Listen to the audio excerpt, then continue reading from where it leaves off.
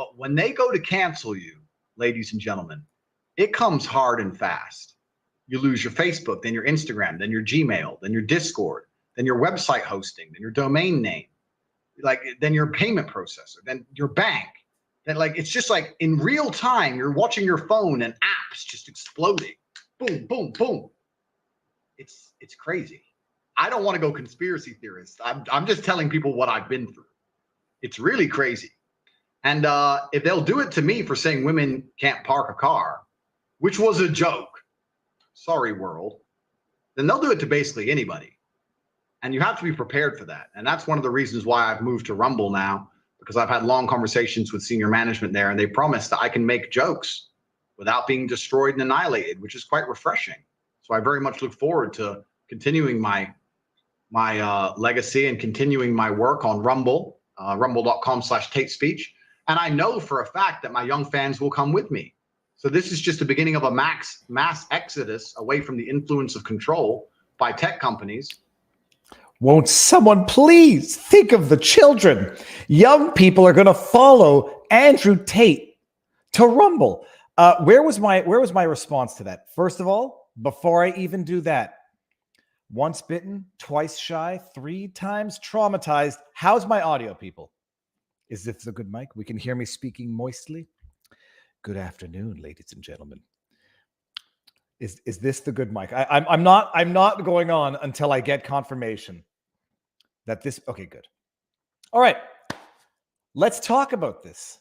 You know, the funny thing is, Andrew Tate has been in the news this week because he got deplatformed. Allegedly because he's a misogynist and he's a threat of violence. You know, he's a danger because of his speech. Now, I'll preface this by saying I'm relatively familiar with Andrew Tate. I don't. I have kids. My kids forward me or send me videos that their friends send them. So I've known of Andrew Tate for a little while. I'm more familiar with his work than many people out there now hearing about him for the first time. I've seen clips, not just like the mashed together, spliced together 5-second clips. I mean, I've seen some 1-2 minute unedited clips of things he has to say. I don't think I agree with a great... let me rephrase this. I know that I disagree with a great many things Tate has said and the manner in which he has said them. So people in this oversimplified world are going to say a defense of Tate's speech is a defense of Tate's speech. And it's a very subtle distinction that some people can't make or refuse to make. The defense of Tate's speech as a human applies to everyone equally. The defense of Tate's speech as a particular is a substantive debate that people can get into. I've heard some of the things he said. I find them to be respectfully idiotic in either substance or form. The one where he's talking about women, you know, selling, it's his product. That's his yeah, it's idiotic. He says some things that are not idiotic. He says some things that are idiotic. Surprise, surprise, Tate is a human.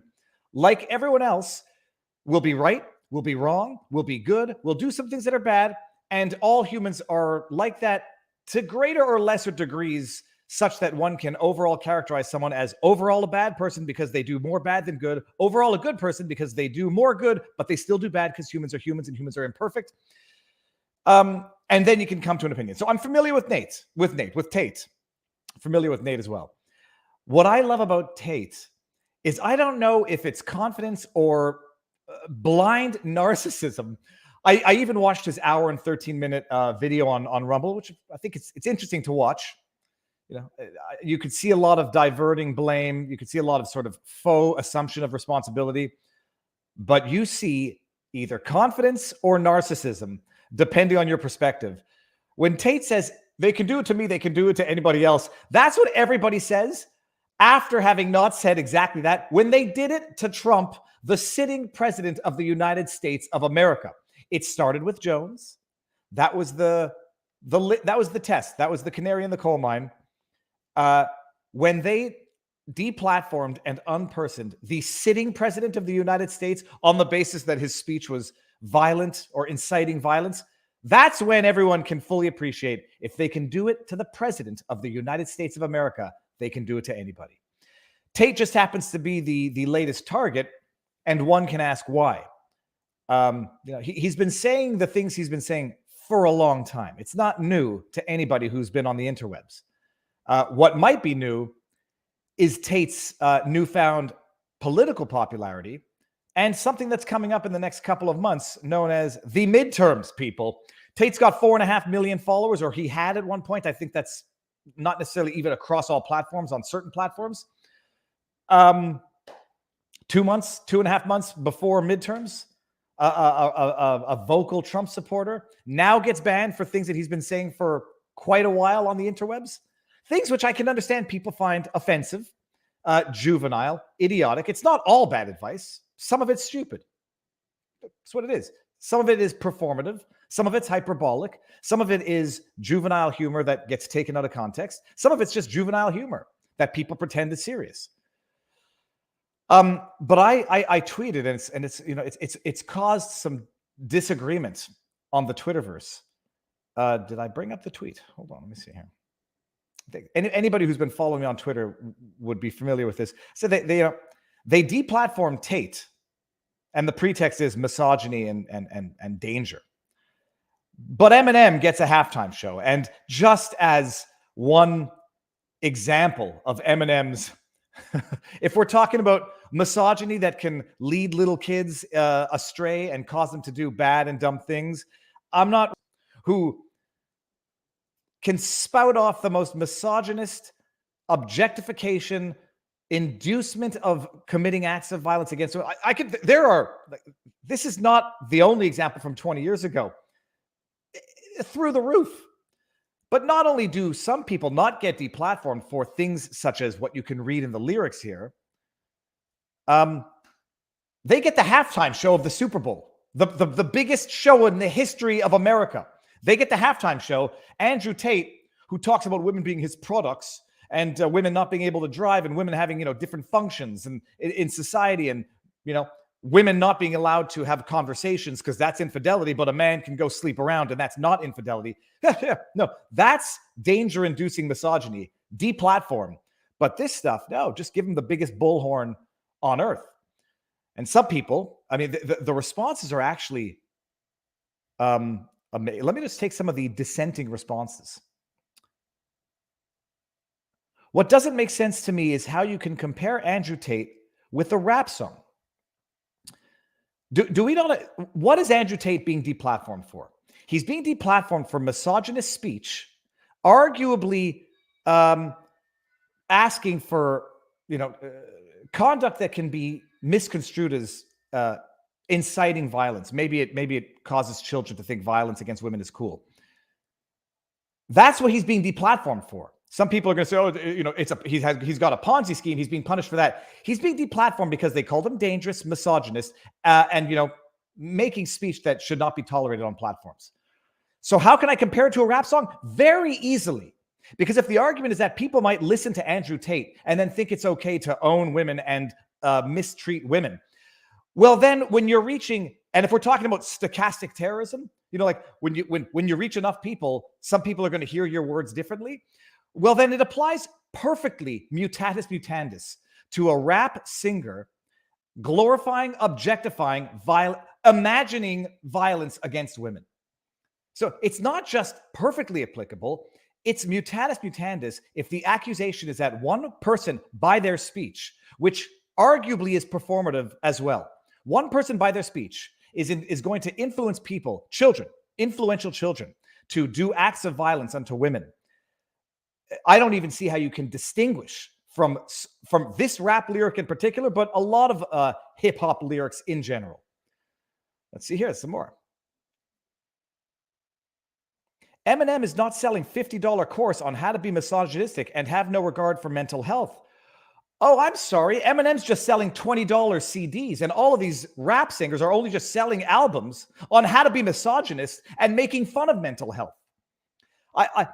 It's quite amazing how people will delude themselves into justifying what they want under one set of circumstances while distinguishing it in another set of circumstances where they don't want it. Because the reality is, everyone listens to hip hop. Everyone likes it. And if we're going to apply this swath of deplatforming people based on speech, well, then you're going to have to apply it equally and fairly to the people that you like, and that you like despite the fact that it might be your dirty little sin. You know, I like hip hop. I like Eminem. I don't take his lyrics seriously. I listen to Tate. I don't take his lyrics seriously, but the argument's going to be some 13-year-old boy is going to think it's cool what Andrew Tate says. They're going to look up to him. They're going to admire him. He's got a good body. He's got nice, cool tattoos. He's a millionaire. They're going to look up to him. I'm sorry. How is that different from all of these, Eminem in particular, hip hop stars singing about violence, singing about how is it different? They're all selling something. You just don't see it because you've already bought one product and you're not interested in the other one. And by the way, someone says, oh, you're trying to get Eminem canceled? No. What I'm saying is that if this is the new standard, you either apply it equally or you don't apply it. I'm not saying that Eminem should get canceled whatsoever. I'm saying that Andrew Tate shouldn't get canceled, despite the fact that I think a lot of what he says is absolutely idiotic, or at the very least, idiotically formulated, idiotically expressed. And then people say, oh, he might influence kids. There's going to be a lot of bad influences on our kids out there. The solution in a free and democratic society is not to ban or deplatform those bad influences. It's to be an involved parent and know what your kids are listening to and then have the discussion with them about it. Is it okay to take a machete even as a joke and make jokes? No. Is it okay to regard women as property? No. But Andrew Tate said, well, here, let me explain to you why that sentence, if it was in fact taken within context, is idiotic. And so I tweet out that this is Andrew Tate. Oh, sorry. Let me steel man another argument. Someone said, well, Eminem never did it. First of all, neither did Tate. In fact, between Eminem and Andrew Tate, between any number of hip hop stars that I can name offhand who have grotesquely violent, misogynist lyrics, and Andrew Tate, a lot of them have been convicted of actual crimes, not necessarily against women, but actual crimes, actual felonious crimes. Oh, so they sing about violence. They're actual criminals. But you say Andrew Tate is the one who's the bad influence and people might take him seriously. But then some people say Andrew Tate does do it. There's a video of him talking about choking a woman. There's a video of him doing some bizarre S&M stuff that I, as an individual, am not into. Some people are out there thinking that they've seen a video of Andrew Tate actually physically assaulting a woman. Some people out there have seen that video and think that that's what they actually saw. No context, no nothing. They just saw the video. Andrew Tate doing things that I'm absolutely not into, calling women names that I absolutely don't call them, and engaging in behavior that I absolutely don't engage in. And they're going to think, I saw the video of Andrew Tate abusing a woman. I saw it. Not going to know. By the way, you may not be into these things, but a lot of people are into kinky S&M stuff. Not me, but a lot of people are. And, that's their thing. Consenting adults can do what they want, even if I find it somewhat bizarre. People are going to see that video and think that they saw something and then not understand that the woman in that video subsequently came out and confirmed that that was role playing. She was into it. He was into it. And now people are going to say, I saw Tate commit an act of violence that he in fact did not commit. And I'm going to ignore the acts of violence that these other people actually did commit because it wasn't against women. It was just other acts of violence, like, carrying a concealed weapon or killing people. I'm not confessing. People. It's what movie was it where it says, that's my wife. She kisses my kids with. What movie was that from? Was that this? That wasn't The Sopranos. It was a mobster movie. I remember. So that's it. So Andrew Tate, has not been. He's not been indicted. He's not been accused of a crime. He's not been convicted of a crime. He hasn't pleaded guilty to a crime. A lot of what people think they saw that shows something doesn't actually show what they think they saw because people are not interested in actually delving into the truth. They like to just have what they already believe reaffirmed. I saw these videos. I say, because I'm cynical, there's probably more to it. If there's a video of Andrew Tate abusing someone, assaulting someone on the internet, chances are he got arrested. Chances are he got convicted or pleaded guilty. So if I see that video, and that's what people are telling me that video is, and I don't see any convictions, it's probably more to the story. When there's video evidence of people committing alleged crimes, typically it leads to charges unless they're a Biden. So that's it. Andrew Tate running a pyramid scheme. Let's steel man that. Is he being deplatformed now for business practices? Is now deplatforming people the de facto court system? No trial, no defense, just automatic guilt because he's running a pyramid scheme? Okay. Oh, sorry. Well, I disagree with that as a modus operandi. I disagree with that as a question of fundamental justice. And by the way, it's factually incorrect. If he's being deplatformed for having run a Ponzi scheme, a pyramid scheme, that's news to me. But if he's alleged to be running a pyramid scheme, that's why we have courts, people. There are terms of service. If he's violating the terms of service, okay, fine. Duke that out. That's not the rationale, nor could it possibly be the rationale for an instantaneous, across all social media platform banning. If he's running a pyramid scheme, press charges, let him defend himself. Social media is not the substitute for the government, unless you're Facebook and Twitter at the request of the FBI. We'll get there. Okay, we will move on to the next subject. Was it analyzed this? She kisses my kids with that mouth. Where's my coffee? Moving on, people. Viva, I'd like to have a little deep dive into all these people who are SJWs and see the real quality of their characters. Well, I can tell you one thing. The people who are the most vocal about being virtuous, in my limited experience, both as a human, having lived on the internet, and as a lawyer, it's called overcompensation for a reason. You know, Harvey Weinstein was very vocal about his donations to women's charities or charities in general. It's overcompensation because it's the cloak through which they set up a front of, awesome, praiseworthy people, so they can then do what they. I can't even tell you some of the anecdotes because it might contain identifiables.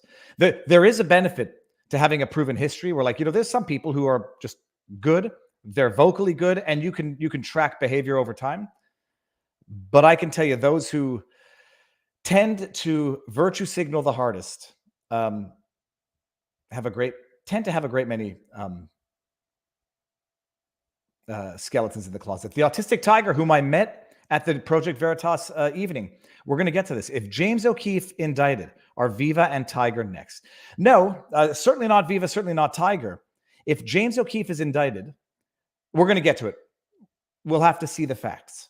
I have my sneaking suspicions as to what's going on there. FBI, DOJ, Hoover, Ruby Ridge, Waco, Bundy Ranch, death of Lavoy Finicum in Oregon, X-Fire Hurricane, Laptop, Mar-a-Lago. Are you coming? Oh, I'm not reading that last part. The government has some problems. As if it becomes harmless, provided it's delivered as a limerick with rhythm and a musical beat. It's just double standards. And I don't think Eminem should be deplatformed, even for lyrics that I find grotesquely, not offensive, just idiotic. I read American Psycho. I don't think that book should be banned. I think parents should probably make sure they know what their kids are reading. But no, people, it's just rap music. It's just lyrics. Well, let's just go check out the average rate of criminality among the people who have these lyrics. Eminem. I can think of a lot of them who end up in jail for a number of reasons. Maybe not all bad. Okay, never mind. I'm thinking of who's the other guy there? Even Calhoun ended up in jail for a bit. It's just lyrics. It's just lyrics. Just lyrics that treat the absolute objectification of women. Everyone should listen to Reggie Watts' SHIT FUCK stack. If nobody's ever heard of it, in the chat, people, who's heard of Reggie Watts' song called SHIT FUCK stack? Or is it an FUCK SHIT stack? It's one or the other. It's actually a fantastically subtle satirical rap song. Druidic rap duo from Vermont, Jinx INC, drops album Stir Crazy September 22nd. Please shout us out. Love your channel. Machete-ish Records. Well, I don't know anything about the lyrics, the song, the band. I will read the super chat, a $20 super, $19.99. Again, this is the best advertising sometimes money can buy. Machete-ish Records. Druidic rap duo from Vermont. Jinx INC drops album Stir Crazy September 22nd. Please shout outs. Love your channel. Thank you very much. And I hope I'm not going to get in trouble for reading a super chat from a rap song album that might have bad lyrics in it. Is there an arrest warrant for Jeremy McKenzie? I've seen the rumors on Twitter. I haven't heard any news. Let me just check something here. Give me 1 second, people. Then we're going to get into the stories of the day.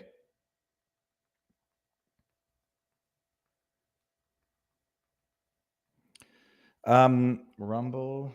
Oh, geez, I didn't even do the intro stuff. Come on, people, getting too far behind here. I love the Biden A-OK symbol. It's racism when everyone else does it, not when you do it. It's the same double standard when it comes to freedom of speech, when it comes to applying terms of service in a weaponized political way.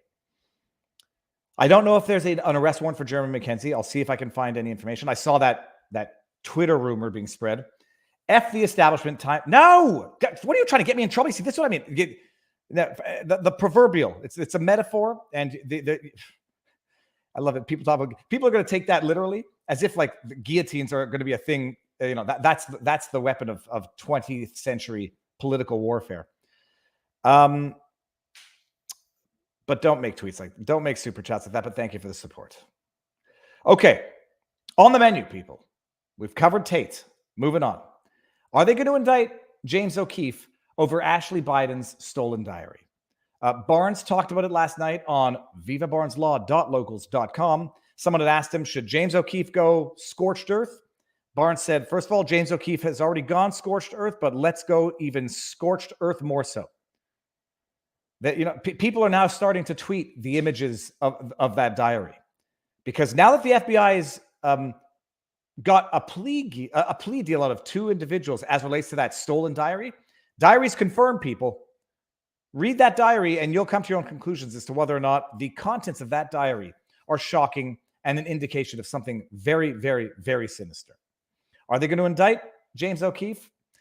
Based on the wording of an article that I read from The Guardian and the way they're framing the guilty pleas, it looks like that's what they're lining up for. What else was there? The affidavit, man. I don't think the redacted Trump affidavit for probable cause has been released yet. Let me see here. It doesn't look like it has, but they've been releasing other documentation, and we're going to talk for one. We're going to talk about one affidavit that's been released, but it's not the affidavit for probable cause. So everybody, look, I can't say that I understand everything that's going on right now, but what you're looking for is the affidavit for probable cause, not any affidavit that might be in that court file for whatever the reason. Affidavit has been released per OAN at Viva Frei. Let's see if we can pull that up in real time. So there's one affidavit that's been released. It was only redacted for email addresses from one Patrick Berge. Don't know who he is. I read the affidavit 5 times. I have no idea what it has to do with the Trump raid. But the affidavit for probable cause, which is the important one, unless it's just been released, and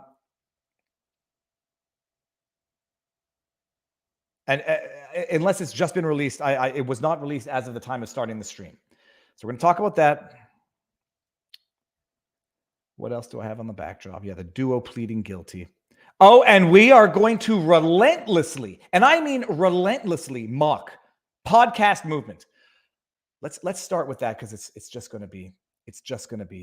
We're going to start, people. You think you can't achieve certain things through passive mockery?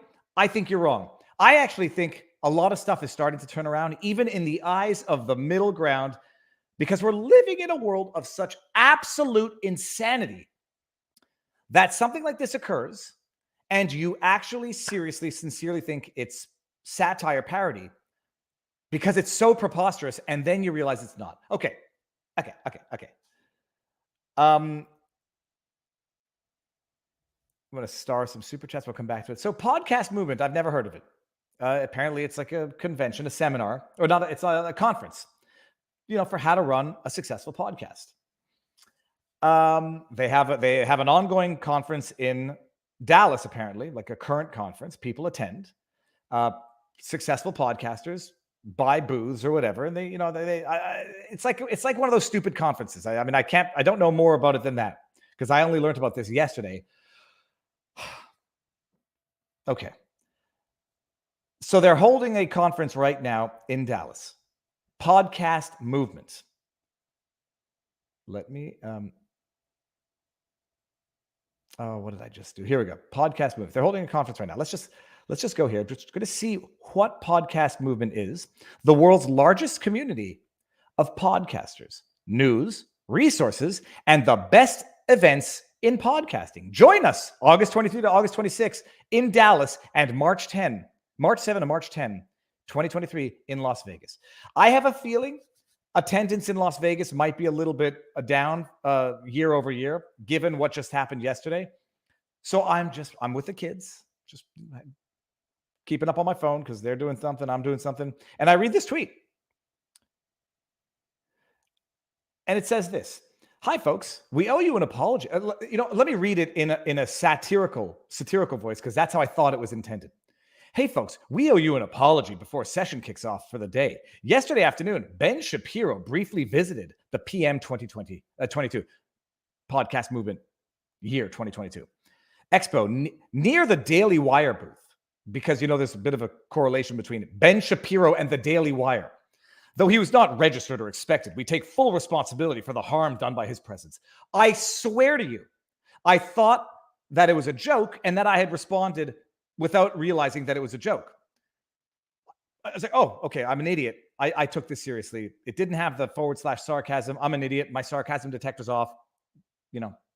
Erratum coming from Viva Frei. Then I read the next one. "There's no way around it. We agreed to sell to the Daily Wire a first-time booth based on the company's large presence in podcasting." Yeah, that sounds like an actual good strategic decision if you want to teach people about successful podcasts. Seems like a good idea. Also seems like a good business idea to get successful podcasters to want to give you money so that they can tell other people how to run successful podcasts. That sounds like a great business model. The weight of that decision is now painfully clear. Bear in mind, people, I'm still not certain that this is satire. Shapiro is a co-founder. A drop-in, however unlikely, should have been considered a possibility. This still reads like satire. It was not satire. Just see if I can find. It wasn't satire. And in response to the, first of all, so then they shut down comments, which is how you know it wasn't satire. I'm just telling you, they deserve to lose their whole business over this. You're not in the business of what you're selling. You're actually in something much, much worse. Not only that, can you imagine saying we're apologizing for the presence of Ben Shapiro? Like, now read it like Borat.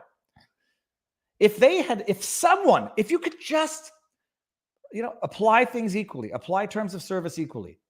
Imagine if someone had apologized for the presence of a visible minority, like a black person, a Muslim person, an Indian person, a Sikh. Imagine if they had apologized for the presence of, let's even stack these things, a visible minority woman. Imagine if and let's just even say they had good reason to do it. Like I don't know what someone has to do to have someone apologize for their presence. I can think of examples. Even if it had been someone of a visible minority woman, even if it were for the best reason on earth, like Karla Homolka attends a conference, people would still say, "Oh, that is racist, misogynist, xenophobic, anti-Islam, anti-Indian. That's racism. How dare you do that?" You do it for a white male. Nobody, that reflex is not there. The reflex is there must have been a good reason. You do it for someone who's an Orthodox Jew. And my first joke was, this is institutionalized anti-Semitism. You are literally apologizing for the physical presence of a very non-assuming Orthodox Jew. I can think of a number of groups that would be very happy with this approach. Podcast movement, congratulations. You're in good company. We apologize for the presence of the Jew. I mean, I'm trying to do Borat's expression here. He's a Jew. I'm so sorry. I did not mean to invite him. He's going to take everyone's money. This is cut and dry. If the shoe were on the other foot, anti-Semitism. Shapiro is open about it. He's open about his religious practices, about his religious beliefs. And now you got podcast movements saying his presence was harmful and hurtful because of his beliefs, some of which are based in his Orthodox Judaism. What is that, if not anti-Semitism podcast movement? But it's fine. It's totally fine. Apologize for the presence of an Orthodox Jew because it caused harm to people who saw this guy's aura. No. And now, by the way, from what I understand, though, I think there might be Jewish individuals involved in the podcast movement. So the reflex is going to be, we can't be anti-Semitic because we're Jewish.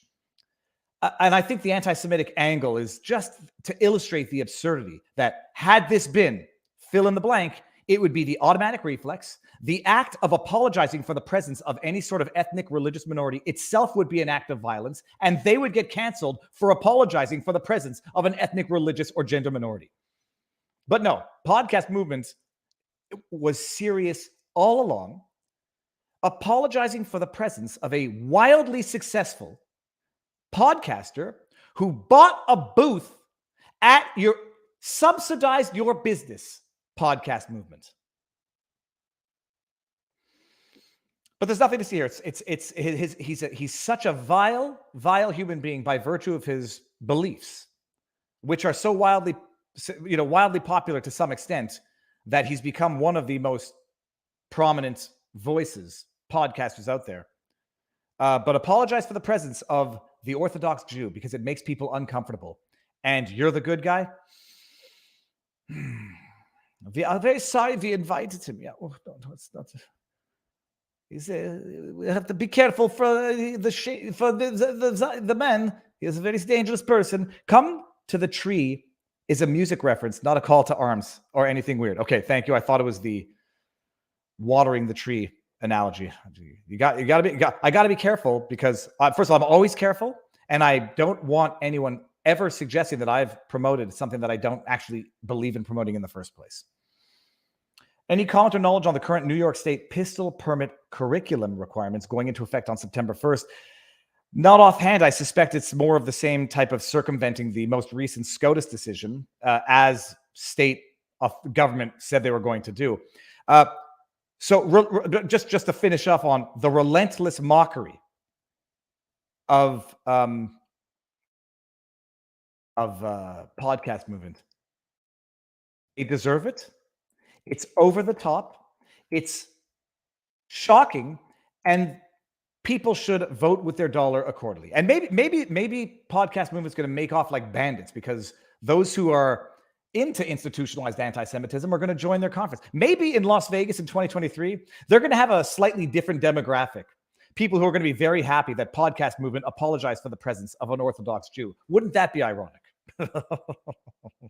Oh, anyhow, so then I just have to say, it's been 24 hours since Ben Shapiro terrorized attendees of the podcast movement with his mere presence. I demand to know what is being done to address the harm that podcast movement callously afflicted on those poor souls. An apology is not enough. It's just lip service. But the /sarcasm so people know, because you just don't know anymore. You just don't know anymore. Nuts. Bat poop crazy. It's bat poop crazy. Ooh, that might be the new shirt that we might have to come up with. Likely the only participant who is wearing a yarmulke atop his head, and they want to apologize for his presence.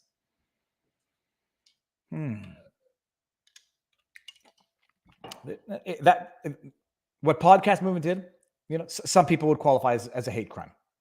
Overt, vocal discrimination, dog whistle discrimination. Eva Sheva speech on current world. Eva Sheva speech. Shava speech on current world situation. Don't know what that is. Okay, so anyways, podcast movement. The day's not over, people. There's still time for relentless mockery. And by the way, this is a prime example, stepping in poop.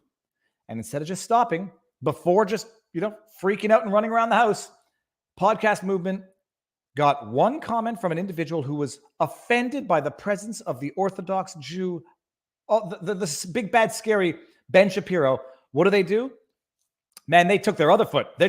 Stomped in it. Then they ran around the house, sliding everywhere, doing like those, they were doing jumping jacks. They weren't just running around the house. They were doing jumping jacks in their own bed. And now they're going to have to sleep in it. I'm trying to be more like Elon Musk. I'm living in my shop now. I'm not feeling any smarter. Am I doing something wrong? Every overnight success takes a lifetime to build. That was also what Michael, last name. There's a man in it. Oh, geez, Louise. That's what we discussed Wednesday night. I'll stand firm, but appreciate the back and forth. Ryan, thank you very much. There's no point. Don't stand firm. I'm not standing firm. I'm just, I would be open to being convinced that I was wrong. Please shout out Dyed Kindly by Kendley. My wife's tie-dye business, You Rock Viva.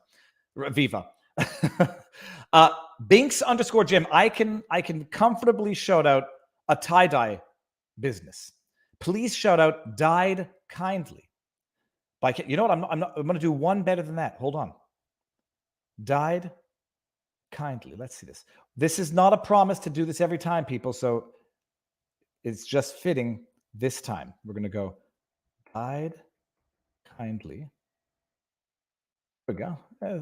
This checks out, people. The story checks out. Hold on. Dyed Kindly. I went to a business yesterday, an Italian shop, just driving around, and like, the person loved their business so much, it was an inspiration to see. Dyed Kindly.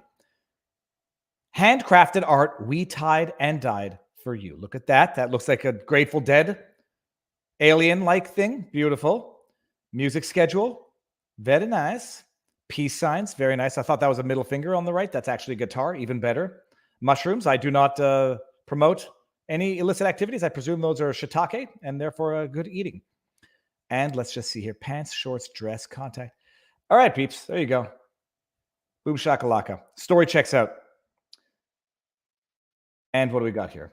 Adam Curry on No Agenda goes deeper on that event. He went, said it's terrible.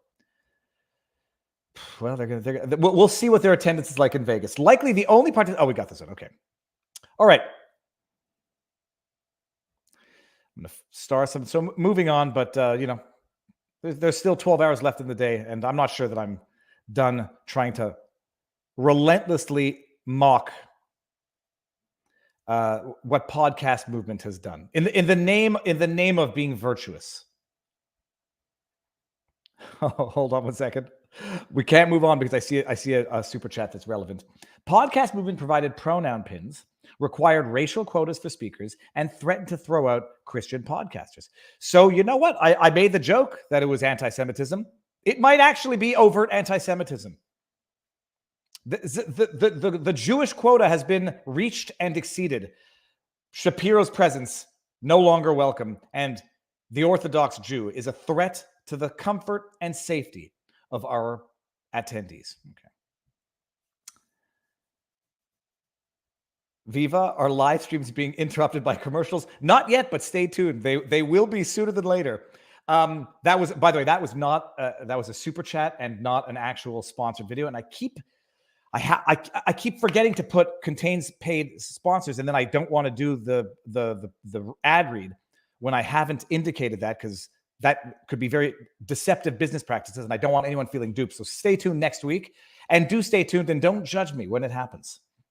I may get more in the habit of doing ad reads, but only companies that I'm actually vetting, which makes it very difficult, but we'll deal with it. Affidavit has been released, and the servers are crashing for the number of people trying to access it. LOL, love you, Viva. Okay, so if we don't get to it today, at the very least, we'll get to one affidavit. Let's just get to the one affidavit that I shared on Twitter.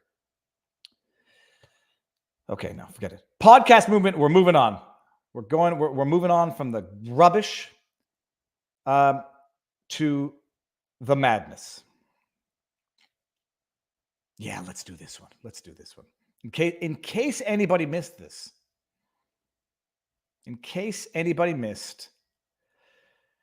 It's not just a bombshell. It's a bombshell to anybody who's been living under a rock. And even then, it's going to be so much of a bombshell that they're going to have to go from their rock to their bomb shelter to avoid the fallout from this, the psychological fallout. Listen to this. How do you guys handle things when they're a big news item that's controversial? Like there was a lot of attention on Twitter during the election because of the Hunter Biden laptop story. The New York we Post. have that too. Yeah, so you guys censored that as well? So we took a different path than Twitter. Basically the background here. Just stop for 1 second. I am very conscious about it when I speak and when I answer questions. How did Zuckerberg answer that question? What was the first word of that answer? The Hunter Biden laptop story. The New York Post. We have that too. Yeah, so you guys censored that as well? So we took it. So it's not a hard and fast rule. It's just a pretty damn good indication. When someone starts an answer that has typically a yes or no as a preface, as a start, when they start with so, you're about to get lied to, or you're about to get, what's the word I'm looking for? Deceived. There's going to be an attempt at deception.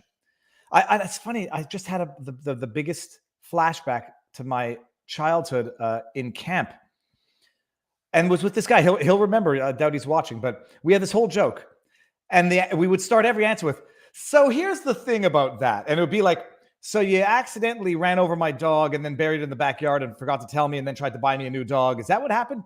So here's the thing about that." Oh, that's such a random memory. You're about to get lied to. And by the way, you're about to get deceived or attempt to be deceived, because it's not just that this statement starts with a so. Look exactly where it goes right after question about you. What did you do? So top story. We have that too. So you guys censored that as well? I love. So we took a different path than Twitter. I'm sorry. Why the hell are you talking about Twitter in your answer? I know the question was, okay, Twitter censored it. Did you guys censor it too?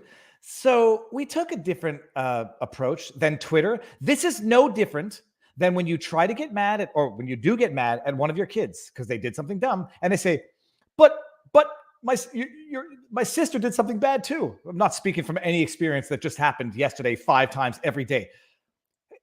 Can you clean up? Can you make your bed? Oh, but she didn't make her bed. Yeah, that's what children do to divert the attention from their own wrongdoing.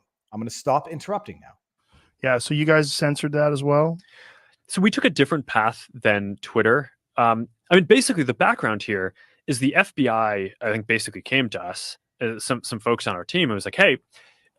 The FBI basically came to us, minimizing language, just like, oh, it just basically came to us. Just so you know, like, you should be on high alert. There was we thought that there was a lot of Russian propaganda. By the way, I like Joe Rogan's style. He's non-confrontational. I would be much more confrontational.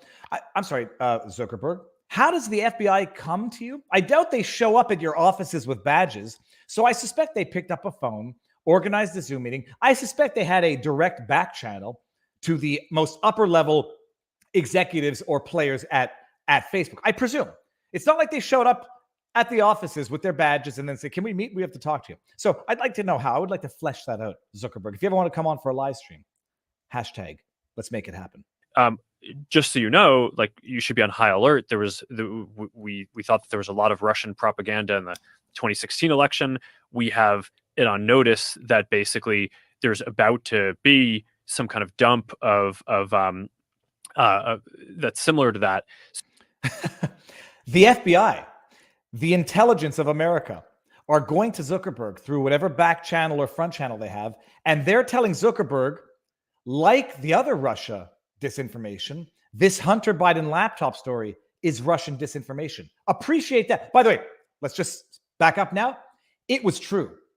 So Zuckerberg right now is telling us that intelligence, the FBI, came to them and sort of led them with what is now itself misinformation, that this was Russian disinformation, because it wasn't. But that's what Zuckerberg is telling the world now. The FBI told Facebook, come in through their back channels or front channels, tell Zuckerberg that the Hunter Biden laptop story is Russian disinformation and you need to censor it. So just be vigilant. So our protocol is different from Twitter's. What Twitter did is they said you can't share this at all. We didn't do that. We're so much What better. we do is we have, if something is reported to us as potentially misinformation, important misinformation, we also have this third-party fact-checking program because we don't. Oh, we've seen the third-party fact checkers, or as I like to say, they're third-party fact checkers. Those are contracted individuals. Those are contracts that work with Facebook, and that, you know, like parasites, siphon off traffic from popular Facebook platforms onto their own disingenuous misinformation fact-checking platforms. Don't want to be deciding what's true and false. And for I think it was 5 or 7 days when it was basically being determined whether it was false, the distribution on Facebook was decreased, but people were still allowed to share it. So you could still share it, you could still consume it. So when you say the distribution is decreased, it got shared. How does that work? By the way, it's not Joe Rogan's very soft, almost high-pitched voice here. You know, he tends to talk like that, but it's not an accident. This is unassuming. He doesn't want to make he's loving the gold. I would probably be making Zuckerberg recoil into his shell, you know, which is why everyone has their own method. I have been told that I'm much more of a cross-examining attorney as opposed to a laid-back, soft-spoken Joe Rogan. But he's getting the gold. Maybe not all the details. He's getting the gold. It's not like the finely woven chain, but it's the nugget. Basically, the ranking in newsfeed was a little bit less. So a little bit less. Fewer people saw it. How much less than would have otherwise? So it definitely. By what percentage? I don't know off the top of my head, but it's meaningful. But I mean, basically it's meaningful. A lot of people are still able. I'm in a lot of shit right now. It's basically what that was. How do I get out of this? A lot of people are still able to share it. A lot. We got a lot of complaints that was the case. Meaningfully less. You know, obviously this is a hyper political issue. So depending on what side of the political spectrum, you either think we didn't censor it enough or censored it way too much. But we weren't sort of as black and white about it as Twitter. We just kind of thought, hey, look, if the FBI, which, you know, I still view as a legitimate institution in this country, it's like very professional law enforcement, they come to us and tell us that we need to be on guard about something, then I want to take that seriously. Did they specifically say you need to be on guard about that story? No, I don't remember if it was that specifically. No, but I don't remember. It basically fit the pattern. This is bombshell stuff. I mean, it's serious bombshell stuff. The FBI goes to they're just private companies. I mean, how many times have we heard disingenuous actors argue they're private companies, they can censor whatever they want, not when they're acting at the behest, and I would dare say at the pressure. When the FBI shows up or makes the call, that's not a request. That is you better damn well do it. That is a form of compulsion. Oh, it's just the FBI suggesting that if we don't suppress this story, we're going to be guilty of spreading Russian disinformation. We just want to talk. I mean, that's like Harold and Kumar. Was it the second one? Cops chasing you with batons, smacking them against their hands. We just want to talk. When the FBI comes to your door and tells you to censor something, that's compulsion. So you have now a state actor going to a private company, telling them to censor information. Everyone out there who's ever argued it's a private company, they can do what they want, you just lost that argument, at the very least in fact, if not yet in law. So it's a mob. You know, it would be a shame if something happens to your nice business. You have such a nice big glass in front of here. What does a pane of glass like that cost? $3,000, $5,000? Be a shame if someone smashed it. So there's a bit of a problem here that Zuckerberg, and by the way, I'm not sure that he's in a position to admit anything for Twitter, but I think he might be. Twitter and Facebook, approached by the FBI, effectively ordered to suppress a story on a false pretext coming from the FBI itself. Russian disinformation on the Hunter Biden laptop. If the FBI truly believed that, we should be somewhat concerned. If they knew that that was not true, we should be somewhat concerned. The affidavit, well, so apparently the affidavit has been released. Apparently it's heavily redacted, and the bottom line of the affidavit is the documents were not being properly stored. Remember the information being leaked, misinformation to the media, nuclear documents. Remember what the judge said. I authorized this unprecedented raid, because it is a raid by definition. I authorized this unprecedented raid based on that affidavit alone. And apparently, from what I've seen only in descriptions here and from a message I just got, the affidavit is largely redacted and basically says the information, the documents were not being properly stored. Well, okay. So, some people's suspicions of the judge might just have been confirmed.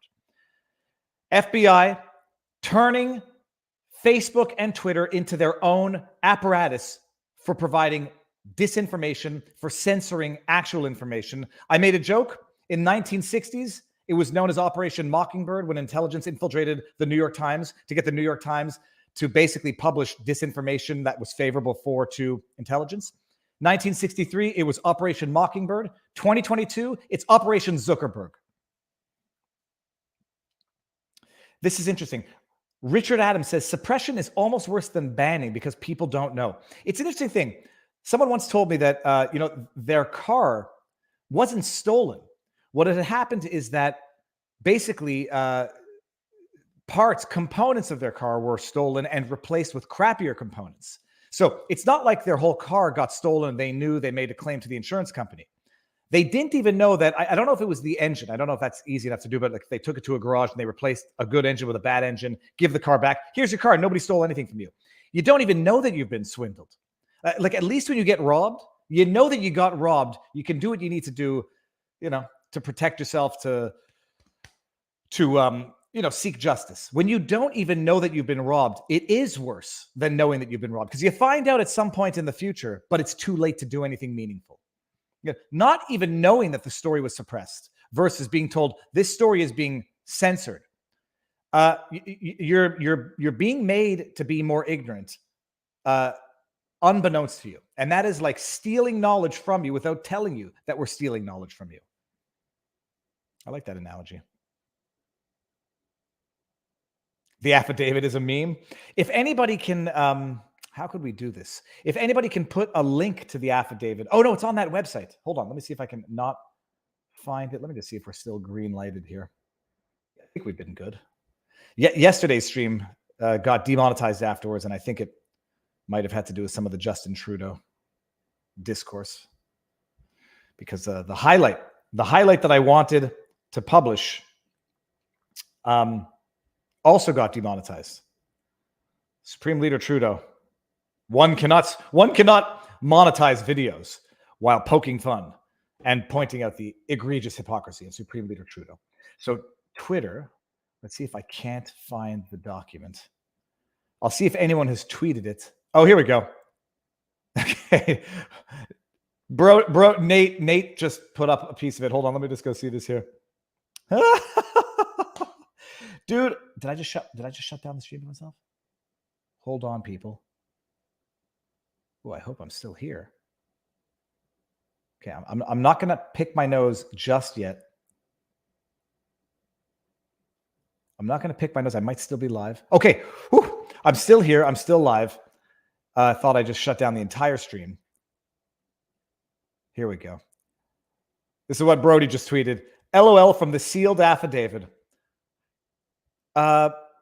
So they did, by the way, they did not redact jurisprudence. That's how you know they're being transparent. Information in the affidavit could be used to identify many, if not all, of the witnesses. All right, so obviously that's not the entirety of the affidavit. It smells like bullcrap. It smells like exactly the joke that I made the other day, which I'm going to bring back up because I'm so funny. Hold on. Twitter. Go here. Go back. Go to my home. My version of the joke is better than the other versions of the joke, and I'll tell you why. As to what the redacted affidavit is going to look like. And then we're going to actually get to that. I got to stick to the plan here. Hold on. So this was my joke. I drafted this.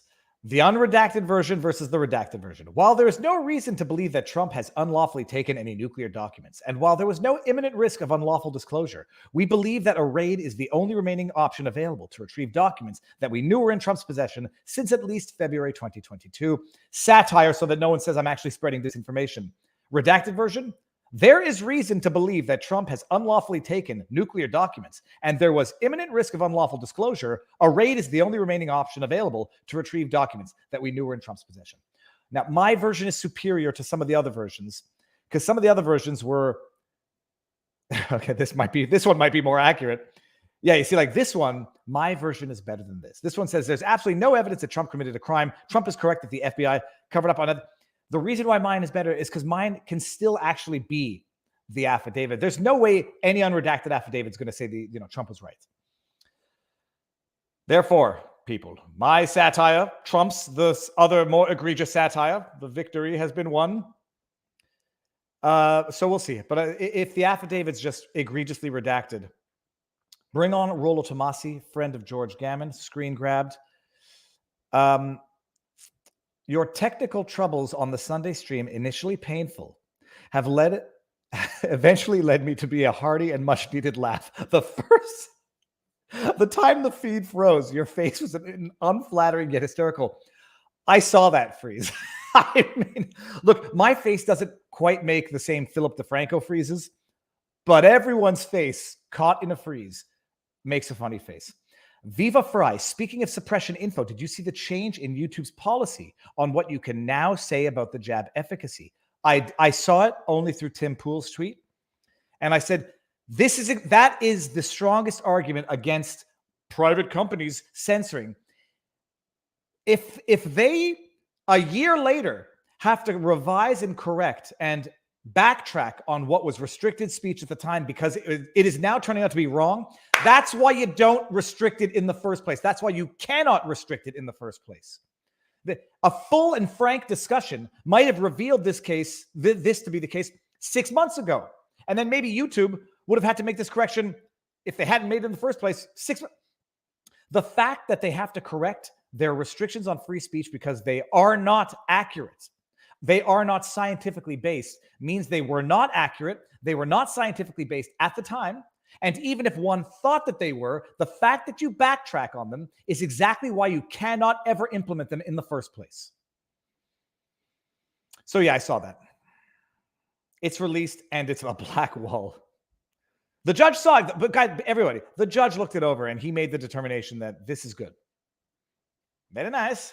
It's good to go. This will reinstill everyone's faith in the system. I do appreciate Zuckerberg talking to Joe. We all get to read between the lines and he doesn't have to get into trouble. Well, it's an interesting thing. Is this Zuckerberg's confession? Is this like, now y'all know it was quasi-voluntary.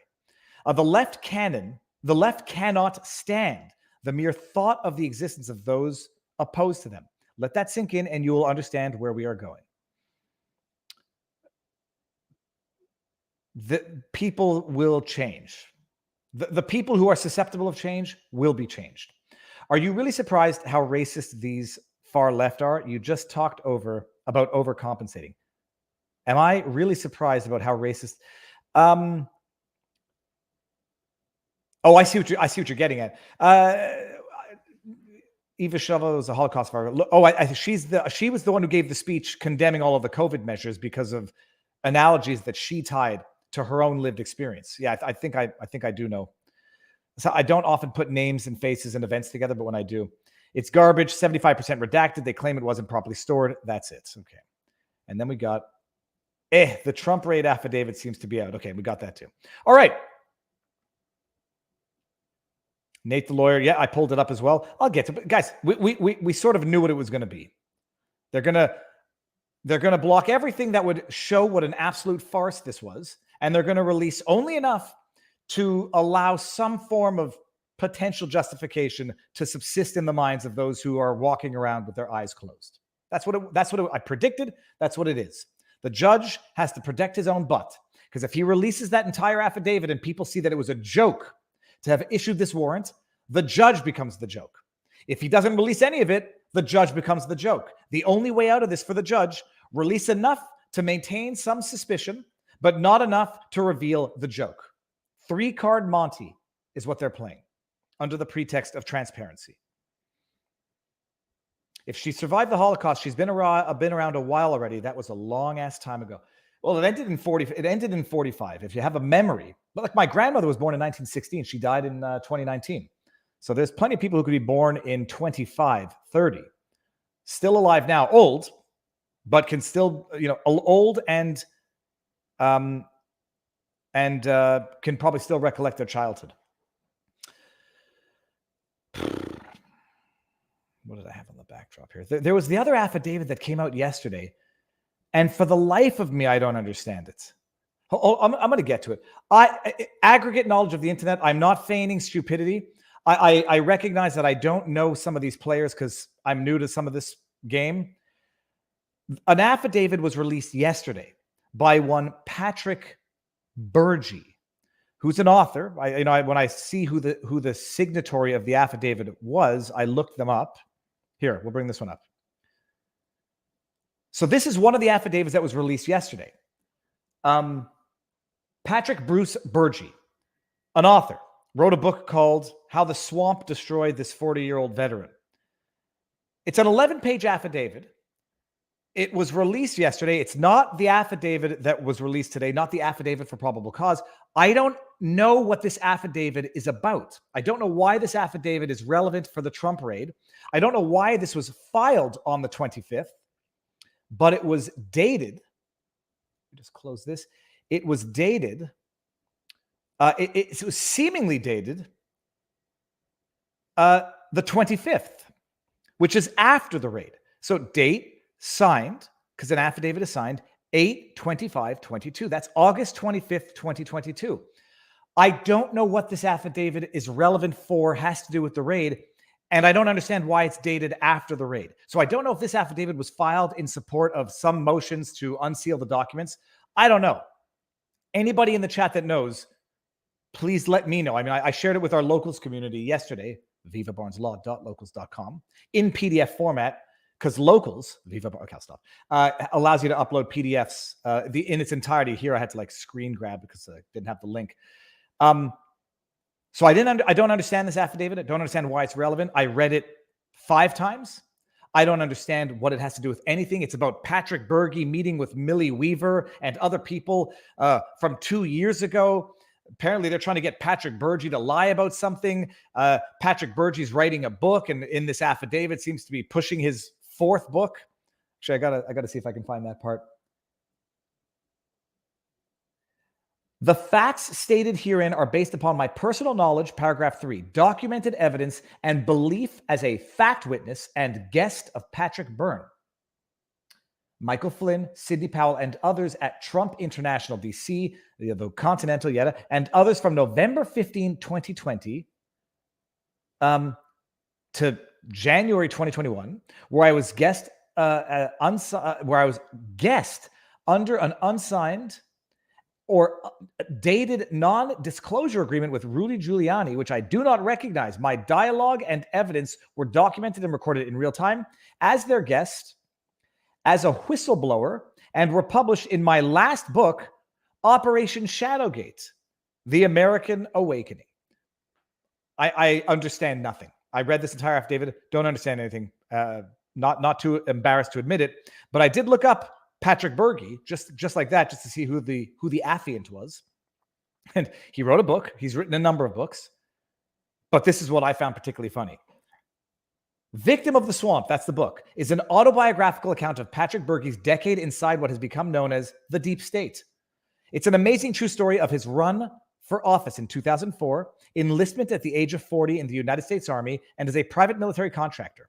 Mr. Bergy was contracted as a subject matter expert to develop pioneering applications in social media psychological warfare for the Department of Defense. Basically, he pioneered social network fake news. He pioneered fake news for the U.S. Department of Defense when social media was in its infancy.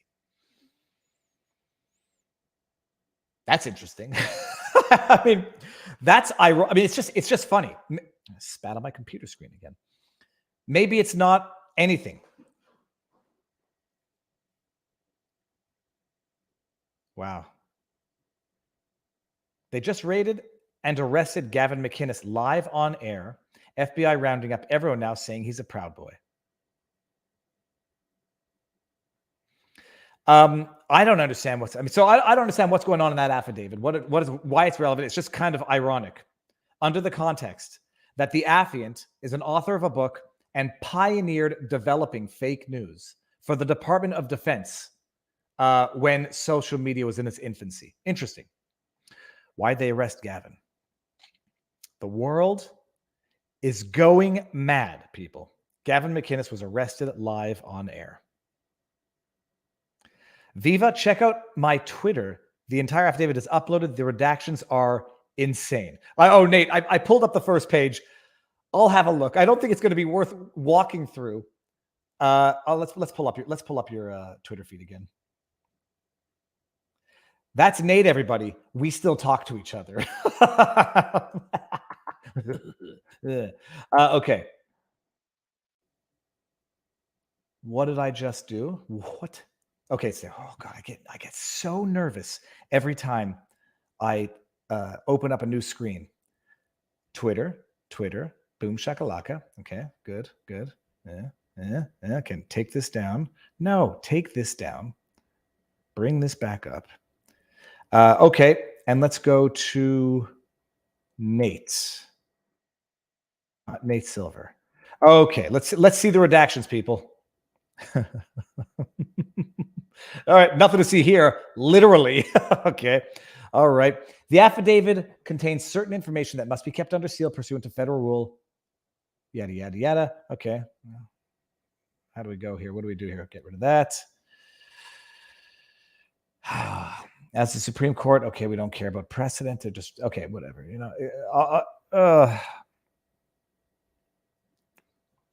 The government respectfully submits that certain portions of this filing may be unsealed, including the introductory segment up through the first two paragraphs in the, I suspect this is, what date was this submitted on?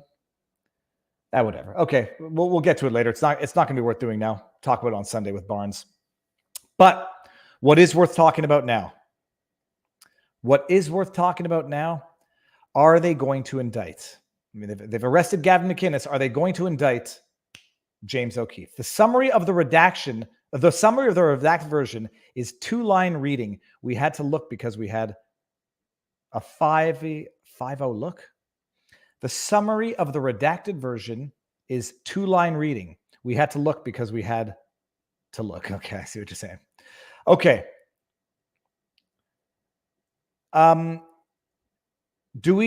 Is James O'Keefe going to be arrested? Now, this is the news. I heard it, like, there's so much news that it's tough to keep up with the news. I didn't hear. I heard that, a duo had been indicted or pleaded guilty. I thought whatever. Okay. This is from The Guardian. That's Joe Biden, and that looks like Ashley Biden. Listen to this. Duo, that's two. Sorry. Plead guilty to plot to sell Biden daughter's stolen diary to Project Veritas. Amy, by the way, this is past tense of loved in French. Amy Harris stole items from Ashley Biden's room and conspired Robert Kurlander to sell them to activist group, prosecutors say. I presume they mean Project Veritas. August 25th, 2022.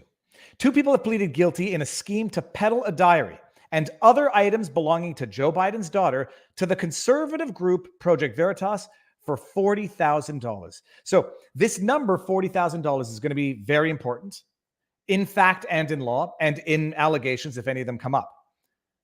Just remember that. Okay, I just got a notification from a news outlet. The two, both from Florida. This is why I got confused. I heard people were arrested, indicted in Florida on voting fraud charges. And I thought this was part of that story when it came across my brain feed yesterday. Lo and behold, no. The two, both from Florida, pleaded guilty to conspiracy to commit interstate transportation of stolen property. Manhattan U.S. attorney. I think that's the Southern District of New York, if I'm not mistaken. While authorities did not identify Biden, the type of property stolen, or the organization that paid, the details of the investigation have been public for months. Okay. Okay, so the two pleaded, I think it's pleaded guilty, not pled, but pleaded guilty to conspiracy to commit interstate, yada, yada, yada. According to case interviews and documents reviewed by the New York Times. Biden left her belongings in the home of a friend at the time and planned to collect them later that year. The friend, who also knew Harris, allowed Harris to also stay at the home as she was embroiled in a custody dispute and was facing financial struggles. Some people have hypothesized that this is something of a halfway house or a type of house. I'm not sure, but whatever. This is all we know. Prosecutors said Harris stole the items and got in touch with the other defendant, a man who contacted Project Veritas, which asked for photos of the materials and then paid for the two to bring it to New York. A very interesting phrasing here, by the way. And you can, if you're reading between the lines, as though you would read something in a way that bad actors would want to manipulate it, they paid for the two to bring it to New York. So, they say, hey, I got this. You want to buy it? And Project Veritas says, well, I don't know if I want to buy it.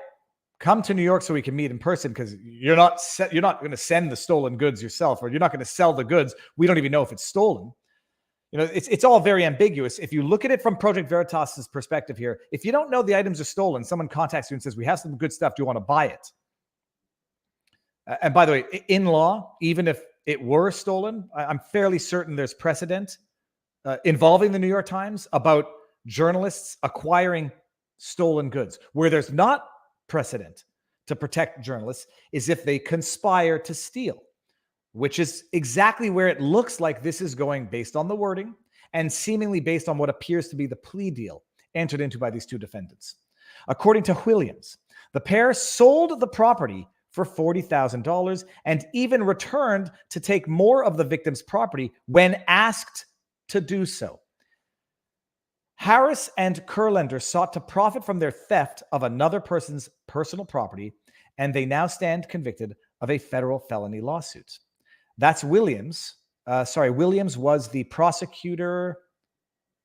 Sorry, where did I just say? Prosecutor said, what's the prosecutor's name? Hold on. Just want to make sure here. Yeah. Manhattan U.S. Attorney Williams. So Williams is making the statement. What is this statement saying? They were asked to steal more property.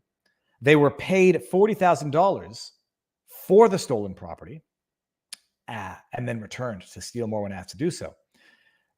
They sought to profit from the theft of another person's personal property, suggesting that, Project Veritas was financing this scheme. And they now stand convicted of a federal felony as a result. I'd like to know what federal felony they stand convicted of. Project Veritas has said it received the diary from tipsters who said it had been abandoned in a room. The activist group, keep repeating it, just activist group, which identifies itself as a news organization. Well, then shouldn't they be recognized as a news organization? Guardian, tongue in cheek, said it turned the journal over to law enforcement and never did anything illegal. They didn't say they turned it over to law enforcement. They turned it over to law enforcement. That's why law enforcement has a copy of it. They didn't say they did. I love it, though. The activist group, which identifies as a news organization. What a stupid thing to say, The Guardian. What an absolutely idiotic way of phrasing that. The news organization, which the activist, which identifies that. Now do CNN. Call that one a news organization. Doesn't matter. They said they turned it over to law enforcement and never did anything illegal. Well, I'm sure they said they never did anything illegal. That I know. They didn't say they turned it over to law enforcement. They turned it over to law enforcement after attempting to give it back to the lawyers who allegedly were the ones to contact Project Veritas to say they have this information, come see this tip. According to the group and its founder, James O'Keefe was not involved in any theft of the property, and that all of the Project Veritas' information on how the confidential sources found the property came from the sources themselves. And then we get into Project Veritas. According to Biden's lawyers, the group, in efforts to verify the diary's authenticity, a Project Veritas operative attempted to deceive Biden during a phone call into confirming that the diary did actually belong to her. Attempted to deceive her? The diary belongs to her. We know that it belongs to her now. It's not stolen property if it's not actual Biden's diary. We know that it's hers. They tried to deceive her into confirming that what belonged to her actually belonged to her. They tried to deceive her into telling the truth is how we're led to believe this is activist journalism, Guardian. It's ironic that you accuse Project Veritas of activist journalism that identifies as a news outlet, because that's what you are. That's what this is. According to Biden's lawyers, the group then contacted them in an effort to land an interview with her father prior to the election. Biden's lawyers, who then reached out to federal prosecutors, accused the group of its extortion effort to secure an interview. This really sounds like, it's standard MO. You press as many charges as you can against the defendant to get them to plead guilty to something. You press as many charges against them as you can to get them to plead guilty to something, so you can get a plea to a lesser infraction, and they can hang their hat on the victory. Exactly what they did with Brandon Strzok. Exactly what they did with Brandon Strzok. Get him to plead guilty to something. And the way to do that, throw everything in the kitchen sink at them. And by the way, the way that they've gotten them to plead guilty to this, we were paid for the stolen goods. And then we were told to go back and get more. We were profiting from a scheme to steal private property from another person. And Project Veritas was the one funding and financing the known, solicited by Project Veritas, theft of another person's property. And they paid us $40,000 for it. Now we're going to see. We're going to see, but this looks stinkier than a bag of rotting fish.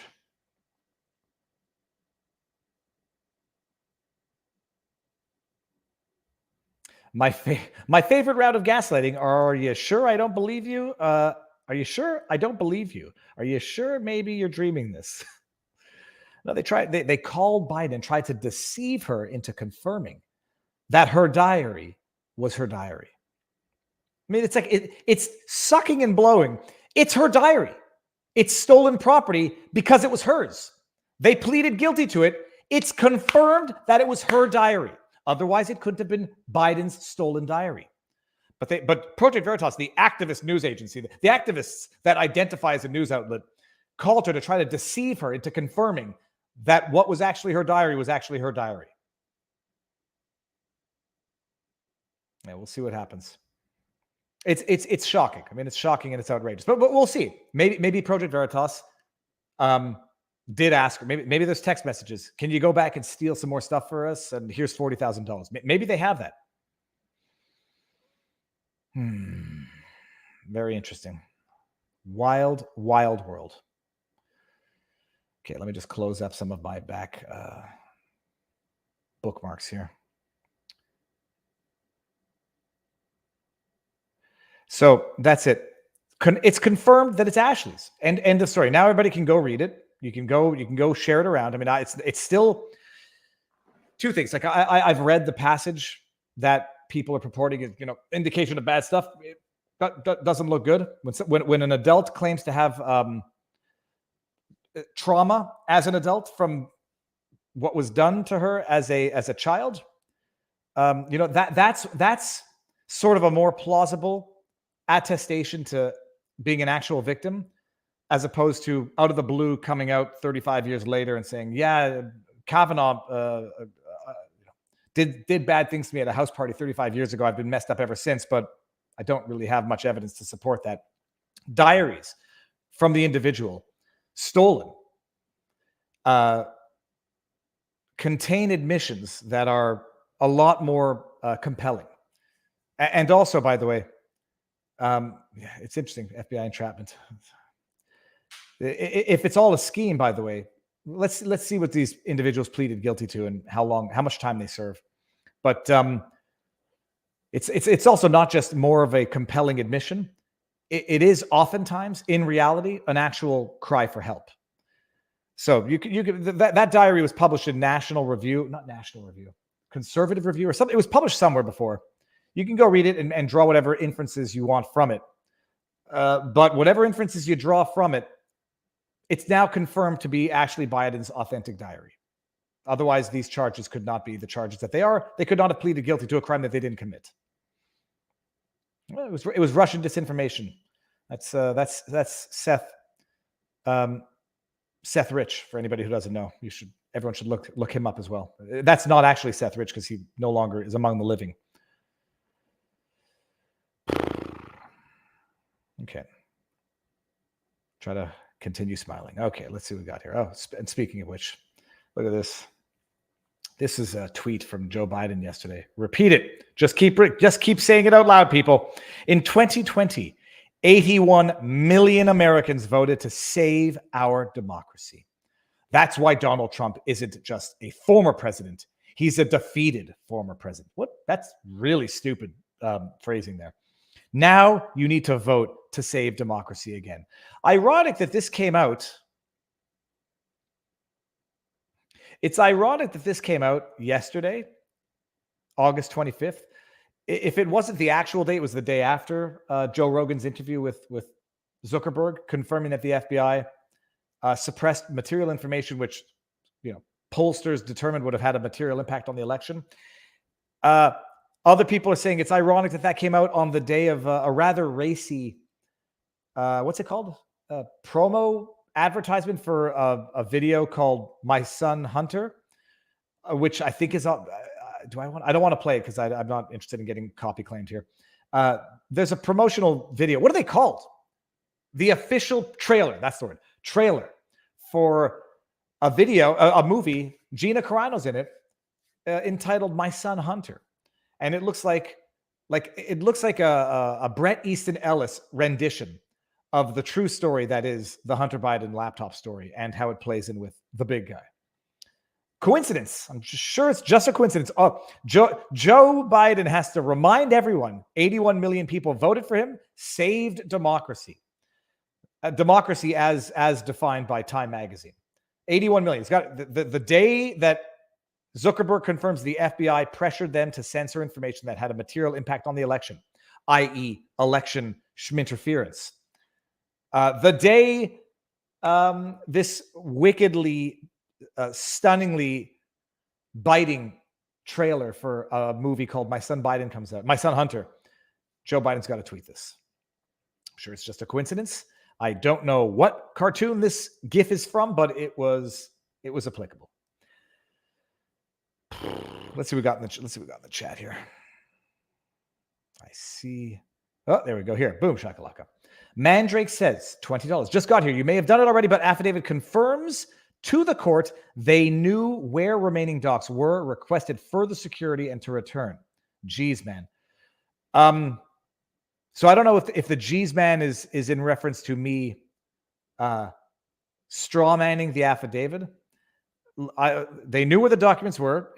Absolutely. They requested further security and to return. So that's what justifies a raid on a former president. That's what satisfied in the mind of Magistrate Reinhold, who was conflicted out of a file involving Trump a month and a half earlier. That's what convinced him was sufficiently compelling to raid the residence of a former president of the United States of America. So no nuclear documents anymore. There was no dire urgency that we know of. No utter emergency because they've known that he had these documents since at least February of this year, but probably earlier. Okay. That's not unprecedented in my view. Maybe I'm pro-Trump. Maybe I'm on the right, which I'm not. I am very much open to discussion and disagreement and even being swayed. The judge said it's unprecedented. He said it in court repeatedly. This is unprecedented. A raid on a former president. There had better be unprecedented reasons compelling it. Knowing where the documents were, requesting further security and to return, that's not sufficiently compelling to me, especially since we're now seemingly getting confirmation that there were no nuclear documents there, as leaked apparently at one point in time. How did they steal her diary, and how are they supposed to go back and steal more? So that's one of the theories, that if this is something of a halfway home or a rehab home or something along those lines, people can go in and out. I mean, that would be the theory. Viva is a national treasure, except he's from Canada. I'm from North America. I mean, Canada's in North America, people. Mike versus everyone. Thank you very much. Trailers are fair use. Nah, I'm not taking a chance. It's got music in it. I don't think running the trailer in its entirety. I won't take a chance, but go look it up. It's all over the Twitterverse. I'm willing to bet Ashley Biden intentionally left the diary so people would learn of what Biden did to her, a cry for help, as it were. That would be a very understandable human reaction. Some people hypothesize it's exactly why Hunter left his laptop at multiple different places, at the very least at a computer store. Some people hypothesize that. These are calls for help, and they're also acts of revenge. They're calls for help from people who want the world to know, and they're acts of revenge to get revenge on the people who, in their mind, have wronged them, have abused them. Has everyone seen the movie called The Celebration? I think that's what it was called. There's a scene from The Celebration. It's a Danish movie. Hold on just one second. I'm going to see if I can pull it up here. It's a Dutch. Oh, you know, my memory is so bad. I just remember having seen it. It's about kids who are angry at their father because they believe that one of their siblings took their own lives because of the father's abuse. And so the father's hosting a big celebration where guests come. No, I don't want to end the stream. The father's celebrating an anniversary. It's called the anniversary party. Hold on, let me see here. The anniversary party, 2001. Comedian romance. That's definitely not it. It's not an American movie. Chat, you're smarter than me offhand because I can't remember my own life. What was the movie called? Anyhow, long story short of the movie, the father did naughty things to one of the siblings who ended up taking their own lives. The other two siblings decide to get revenge on the father at this anniversary party that he's throwing for him and his wife. They lock the doors, they slash the tires, and then they give a speech at the anniversary party, which basically says, we'd like to thank our father for doing the unthinkable, which led to the unthinkable. And then everybody gets uncomfortable and tries to leave. And then they realize they can't leave the party. And so that is nobody in the chat knowing what movie I'm talking about? It was not Fight Club, Mindless Turtle. Come on. It was not the Blues Brothers. Come on. What? Hold on. Someone just, I'm going to get it. Someone's going to get it. It's not the Rothschilds. Come on. Let's be serious here for a second. The movie was called The Anniversary Dutch. Maybe it was Dutch, Danish movie. Celebration is what it was called. Yeah, at least I got Danish. Okay. Festen. The celebration. Celebration. Let's just get the synopsis. Celebration. Festen. A budget of $1.3 million. Directed by Thomas Winterberg, produced by Nimbus Films. Budget of $1.3 million. The film tells the story of a family gathering to celebrate their father's 60th birthday. It is a dark comedy juggling subjects of death, trauma, and family. Worth a watch if I remember anything from my life 22 years ago. The Celebration. The Festen. And it's not... Okay, come on, people. The Celebration. Okay, there's a lot. Okay. Everyone's a comedian. All right, take that down. So that's it. What else? Oh, this is the ultimate act. Let me. Okay, so we've dealt with the Project Veritas. It's very bad. We'll see where it goes. It's weaponizing everything. You know, whenever I wear this shirt, politics ruins everything. Everyone loves it because it's true. It will always be true. And for anyone, by the way, with one exception, politics has not ruined me as far as I can tell. I don't think along political lines. I still think along objective, reasonable lines, I think. But politics ruins everything. Music, art, film, science, sports, and politics, for that matter. Politics ruins politics. Listen to this, people. Listen to this. Who needs to bring him? I just laid out for you. No, Peter, I just laid out for you how we're seeing this process and why this matters. Again, I just laid out because of the work that we have done in the economy, because of the American Rescue Plan, Sorry, I didn't mean to do that. This is my own personal observation. When I look back at old videos of me and when I look back at videos of people who felt uncomfortable behind the camera, what they often do is always the eyes are always somewhat closed and long blinks because people have the sort of the inner sensation that if they blink long, and don't see the world doesn't see them because they're uncomfortable. They don't feel confident behind camera. Watch Jean-Pierre's blinks. Right. These are the blinks of insecurity. She does not believe in what she's saying, and she's being used as a pawn in this political game to get up there and spew lies. I just laid out for you. No, There. Peter, I just There. laid out for you how we're seeing this process and why this matters.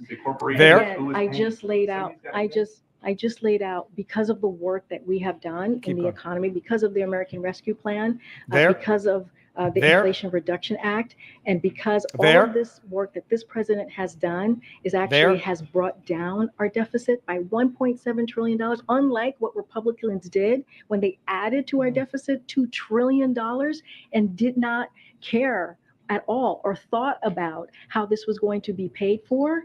They did not actually put in a process or think about how we're going to do this in a smart way. This is not how this administration is doing it. Again, we are There. happy to continue to have this conversation, but I'm going to move around. I'm happy to have this conversation, but not now. And I want to highlight one point. It's preposterous. It's one incident after another where Jean-Pierre is incapable of providing an honest, direct answer.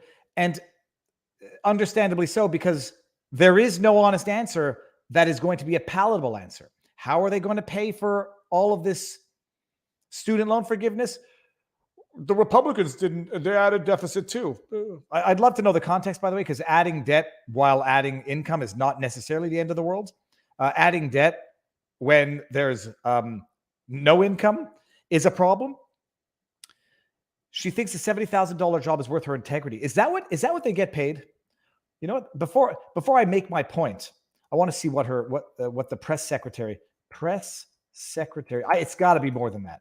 It's got to be more than 70,000. Press secretary. Oh no, she makes 180,000.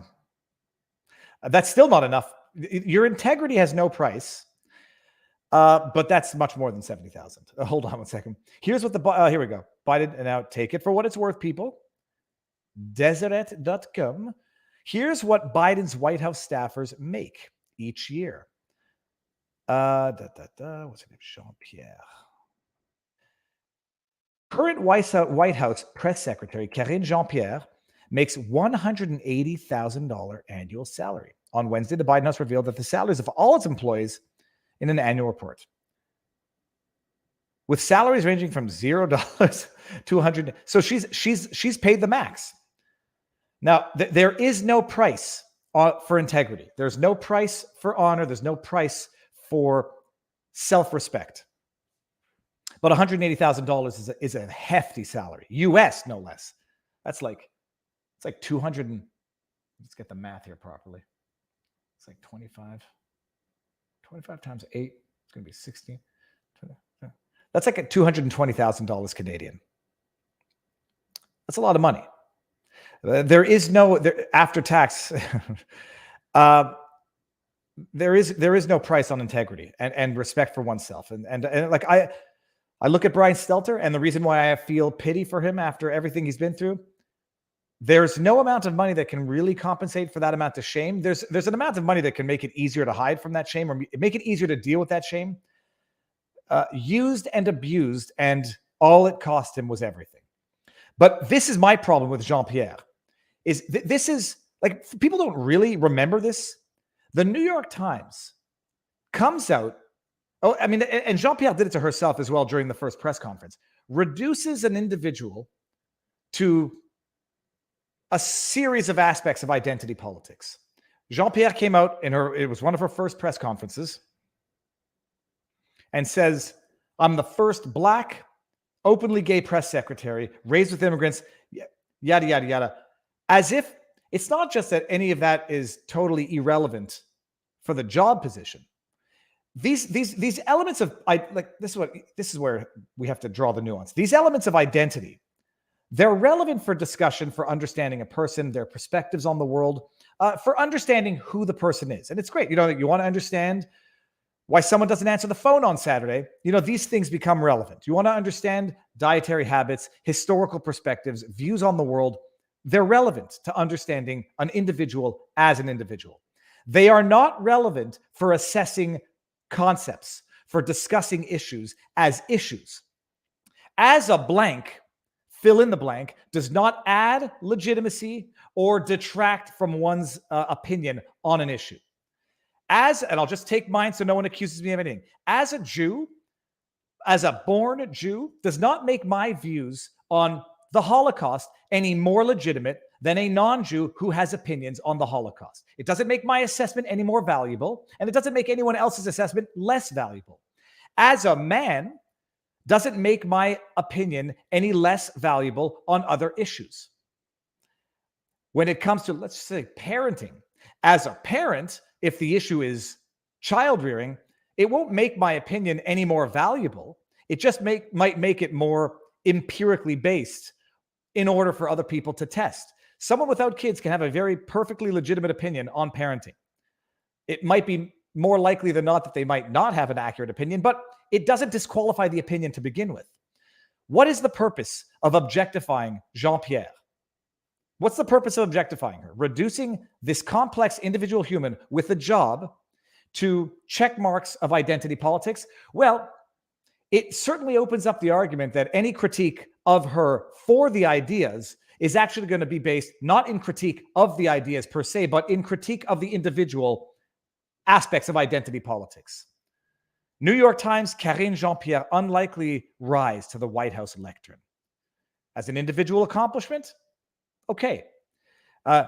What the reality is, in my humble view, parading out pawns, objectifying these pawns so that it becomes difficult, or at the very least, weaponizable to go after the critique of these individuals as critique not of the ideas being expressed by the individuals, but as some form of underlying critique of the individual themselves.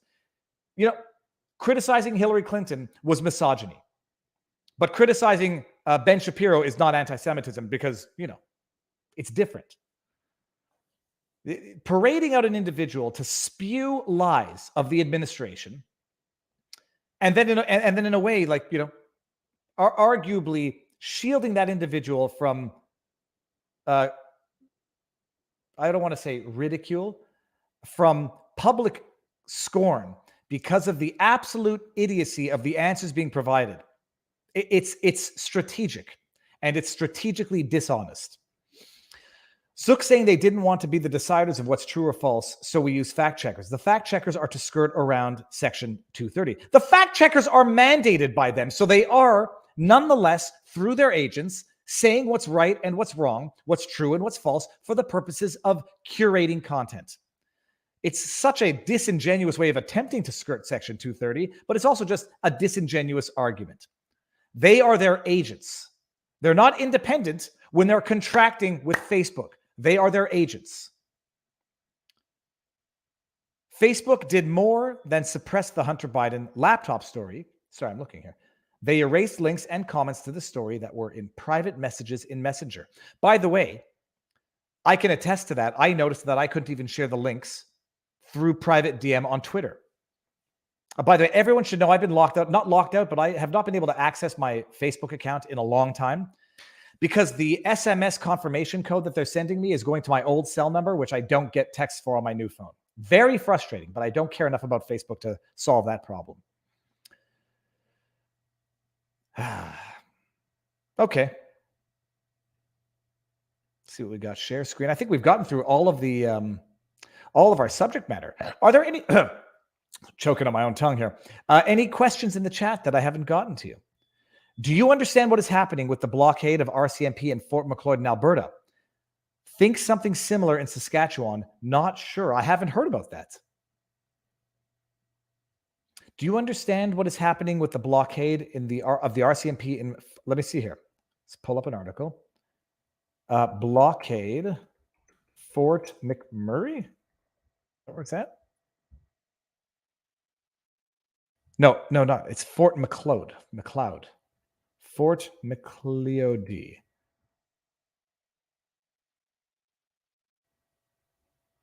What's my problem here? News. I don't see any. I don't see any news. I'm sorry. I don't know what's going on there. Fort McLeod counselor. Yeah, I don't see anything.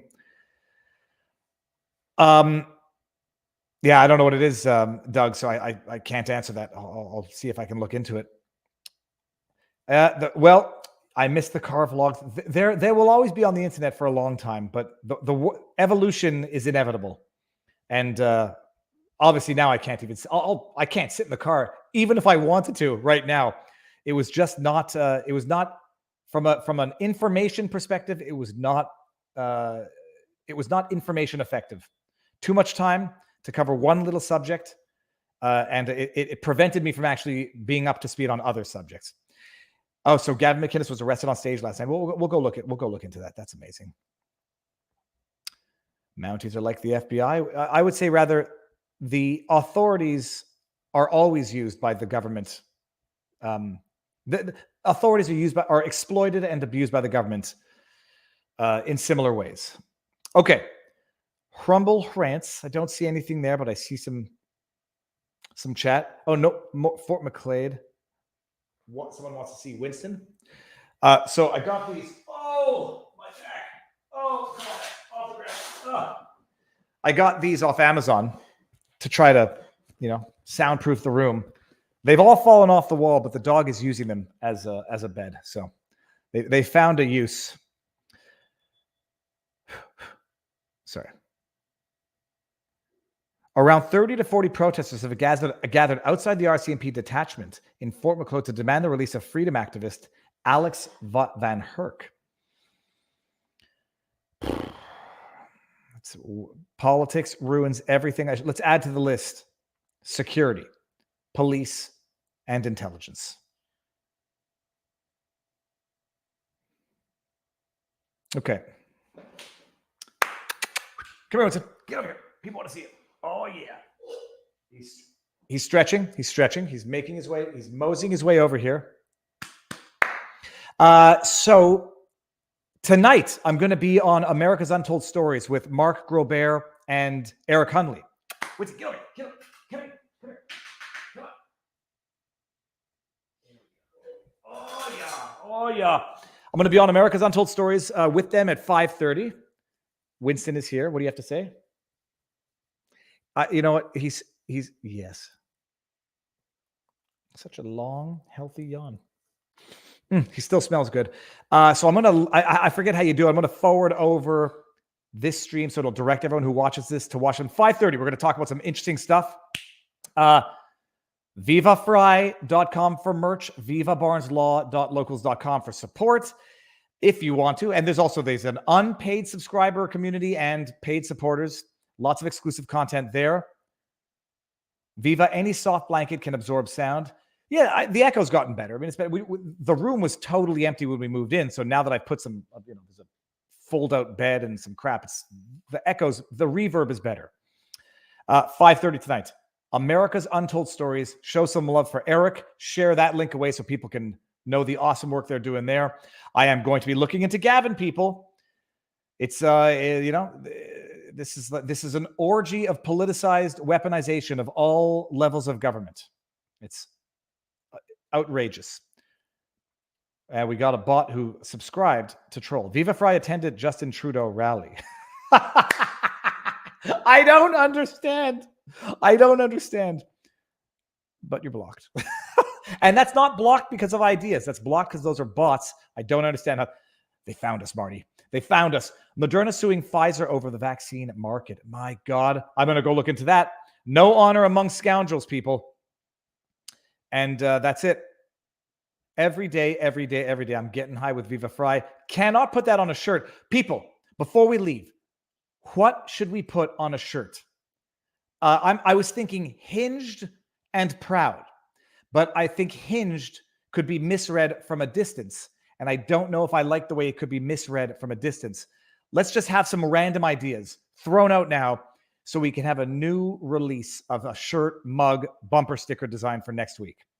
Viva, you have come out. Viva, you have to come out here to Nouvelle-Orléans, New Orleans, for a fishing trip with me. Great show today. Keep up the great work, you and Barnes. Thank you very much. I'm scared of the world. Mark Hargis. I'm scared of the world. New Orleans, I look up wherever I go. The first thing I look up, crime rate, intentional homicide, crime rate. That's what I look up. It's neurotic. It's ridiculous. But one day, Barnes knows the places to go. Although Barnes doesn't like fishing, but one day I'm going to do the cross-country road trip. My bucket list item. Thus far, I've been from Montreal to Florida, Virginia, Texas to New Brunswick, to New Mexico. In California, went through Utah, not New Zealand, Nevada, et cetera, et cetera. One day. Friedom, not bad. Viva fries, with the fro being the fries.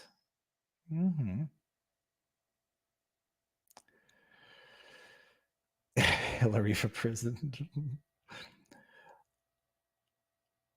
Fringed and proud is not bad.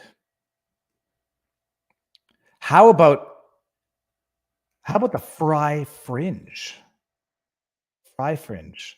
Proud member of the Fry Fringe? That's not bad. Okay. Proud member of the Fry Fringe. That has a good ring to it. People got Friedom. Not bad. Okay. Go. There's time left in the day. Exercise. Get outside. Fresh air. Sunlight. Talk to people in real life. We among each other are not the problem. We among each other are the solution. And I think people are realizing that. Keep talking, keep speaking the truth, and speak it loud, unapologetically, and mock the fools relentlessly when they do things like apologize for the presence of Ben Shapiro. Everyone,